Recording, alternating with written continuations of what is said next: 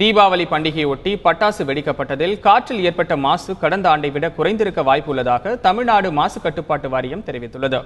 சாதாரண நாட்களை விட தீபாவளி நாளன்று அதிகமாக காற்று மாசு ஏற்படுவது வழக்கம்.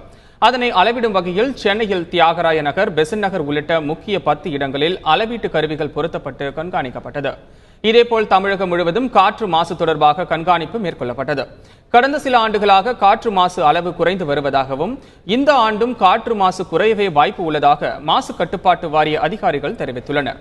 இருப்பினும் ஆய்வு முடிவுகள் வந்த பிறகே சரியான அளவு தெரிய வரும் என்றும் அதிகாரிகள் கூறியுள்ளனர். தீபாவளி நாளில் சென்னை மாநகராட்சியில் மட்டும் 60 டன் பட்டாசு குப்பைகள் சேகரிக்கப்பட்டுள்ளது. இந்த குப்பைகளை அகற்றும் பணியில் 600க்கும் மேற்பட்ட துப்புரவு தொழிலாளர்கள் ஈடுபட்டுள்ளனர். சாதாரண குப்பைகளில் இருந்து தனியாக பிரித்தெடுக்கப்பட்ட பட்டாசு குப்பைகள் கும்மிடிப்பூண்டியில் உள்ள தனியார் மறுசுழற்சி மையத்திற்கு அனுப்பி வைக்கப்படுகிறது.